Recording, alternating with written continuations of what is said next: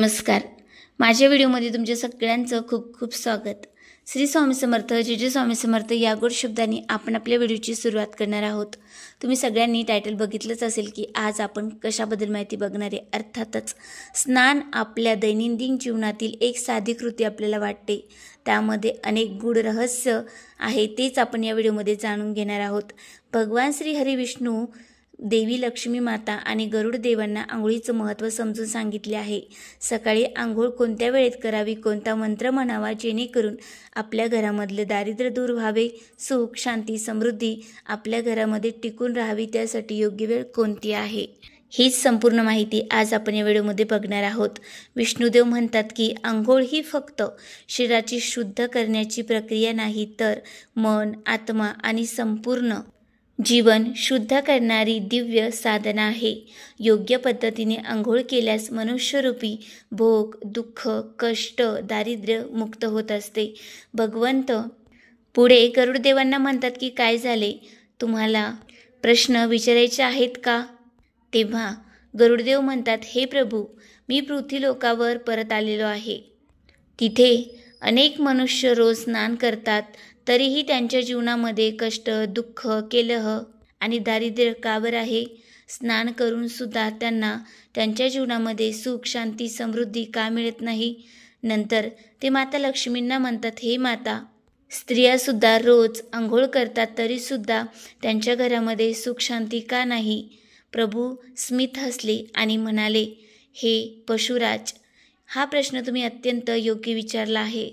स्नान हे फक्त देहशुद्धी करण्याचं नाही, तर मन आणि आत्मा शुद्ध करण्याची पवित्र साधना आहे. त्यामुळेच मी तुम्हाला एका कथेद्वारे ती समजून सांगतो. आणि पुढे भगवंत कथा सांगतात. भगवंत म्हणतात की एक शेठ होते, त्यांना 3 कन्या होत्या. त्यांच्या जीवनातील जे हवं ते त्यांना ते मिळत असे.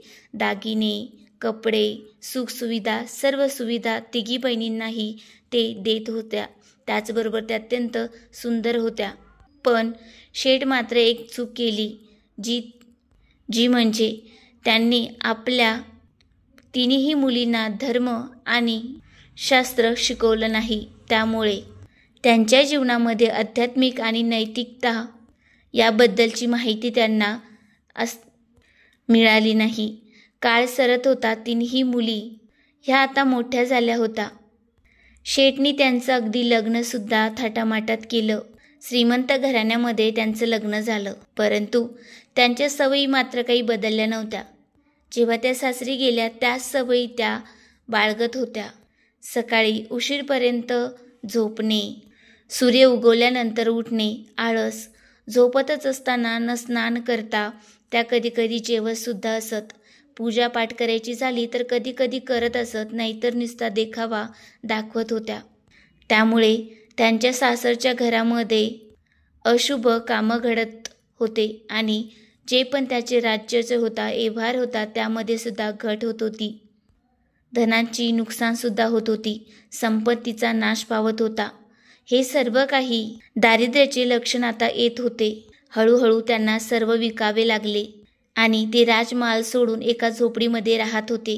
परंतु ह्या तिन्ही बहिणी हे कष्टाचे जीवन आणि गरिबीत राहणं आवडले नाही आणि त्यांनी आपल्या वडिलांकडे जाण्याचा निर्णय घेतला.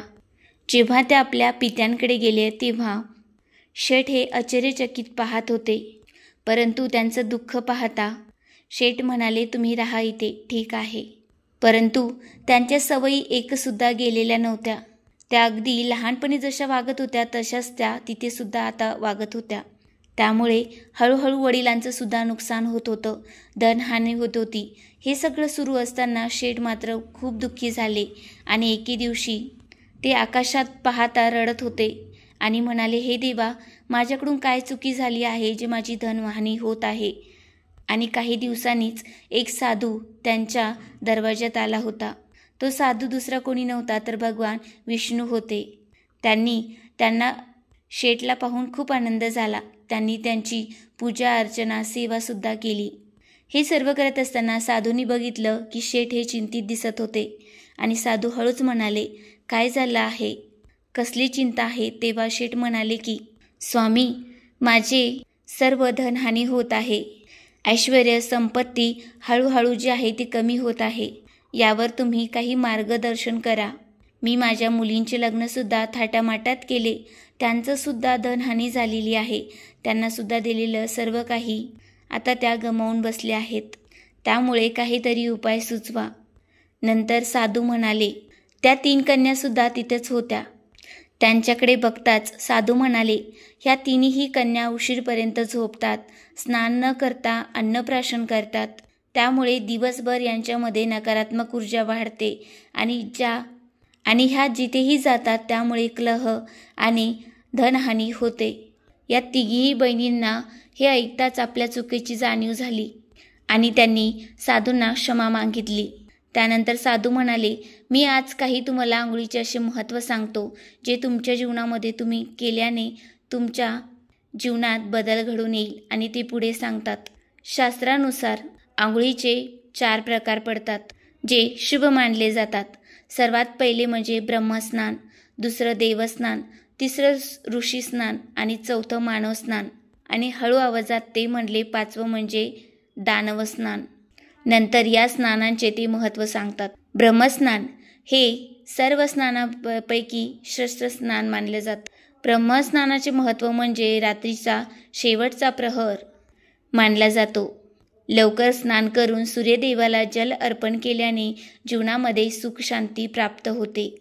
दुसरं स्नान म्हणजे देव स्नान.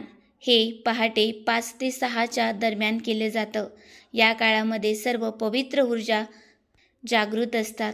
त्याचबरोबर अनेक नद्यांचे नावं घेतले जातात. गंगा, यमुना, सरस्वती असे नाव घेता आपण जलामध्ये डुबकी लावली किंवा रोज आपल्या घरामध्ये असे नाम घेता आंघोळ जरी केली तरीही सकारात्मक ऊर्जा ही वाढत असते आणि सर्व भौतिक सुखसुविधा आपल्याला प्राप्त होत असतात. पुढे ते सांगतात, तिसरं स्नान म्हणजे ऋषी स्नान. हे सुद्धा श्रेष्ठ मानलं जातं. या वेळेत जर आपण आंघोळ केली तर अर्थातच आपले जे पण कष्ट आहे, बिमाऱ्या आहे, विकार आहेत ते सर्व नष्ट होतात आणि हे स्नानसुद्धा आपल्याला शुभफळ प्राप्त करून देते. चौथं स्नान म्हणजे दानव स्नान. हे स्नान अशुभ मानले जाते. या वेळेमध्ये दैवी ऊर्जा कमी झालेली असते. त्यामुळे मनुष्यनी जर यावेळी स्नान केलं तर अर्थातच त्याच्यामधला कलह आणि अहिंसक तो बनत असतो. असे हे 4ही स्नानाचे महत्त्व ते पटवून सांगतात. त्यानंतर शेठ, तुझे ह्या 3ही कन्या उशीरपर्यंत झोपतात, स्नान न करता किचनमध्ये जाऊन अन्नप्राशन करतात. त्यामुळे धनहानी होते. तिथे माता लक्ष्मी टिकत नाही. ही सर्व कथा जी आहे ते भगवान श्रीहरी गरुडदेवांना आणि माता लक्ष्मींना सांगतात. तेव्हा गरुडदेव माता लक्ष्मींना म्हणतात की, माता तुम्ही आता स्त्रियांबद्दल सांगा.